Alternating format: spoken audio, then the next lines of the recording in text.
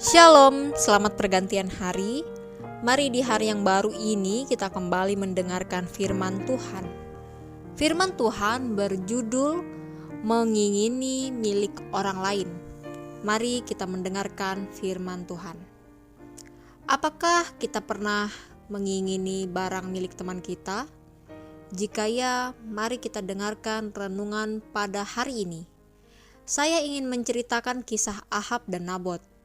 Kisah lengkapnya dicatatkan di dalam 1 Raja-Raja pasal yang ke-21. Hari ini saya akan menceritakan secara ringkasnya. Nabot memiliki kebun anggur di samping istana Ahab. Lalu Ahab meminta kebun anggur Nabot dengan menggantinya dengan kebun anggur lain, atau bisa juga dengan membayar harga dengan uang. Tetapi Nabot tidak mau memberikan ini kepada Ahab karena kebun ini adalah milik pusaka nenek moyangnya. Lalu Ahab kesal hati dan tidak mau makan. Lalu datanglah Isabel, istri Ahab, dan bertanya mengapa ia tidak mau makan. Lalu Ahab menceritakan masalah kebun anggur Nabot. Lalu Isabel berjanji akan memberikan kebun anggur Nabot. Dan singkat cerita, Nabot dibunuh dengan cara difitnah, lalu akhirnya dilempari dengan batu hingga mati. Jika kita perhatikan kisah ini, Ahab sedang mengingini milik orang lain. Masalahnya adalah, dari mengingini ini bisa timbul segala macam perbuatan jahat. Dan sesuai bacaan kita tadi, karena ia mengingini dan tidak tercapai, ia kesal dan tidak mau makan. Lalu akhirnya istrinya yang berjanji akan mengabulkan keinginannya. Dan kita tahu Isabel merencanakan rencana yang jahat yang mengakibatkan Nabot akhirnya mati.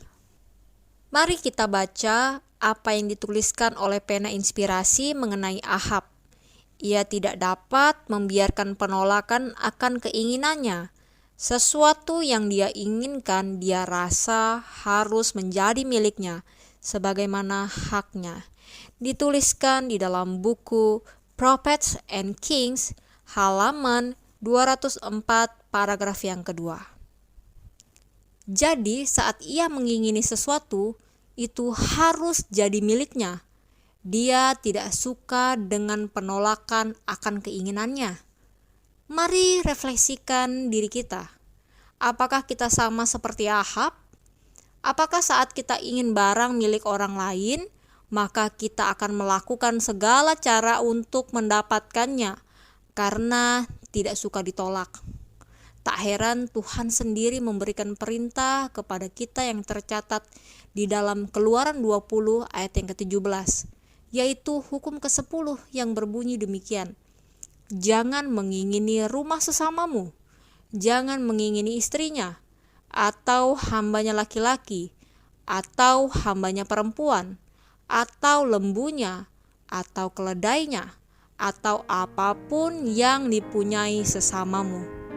Dan di dalam buku Patriarch and Prophet, halaman 309 paragraf yang kelima dituliskan bahwa hukum ke-10 menyerang akar daripada segala dosa, melarang keinginan yang mementingkan diri, dari mana bersumber perbuatan keji. Kiranya renungan kita pada petang hari ini boleh mengingatkan kita untuk tidak mengingini milik orang lain, tetapi belajarlah untuk selalu mengucap syukur dalam segala hal. Selamat pergantian hari dan Tuhan memberkati kita semua. Amin.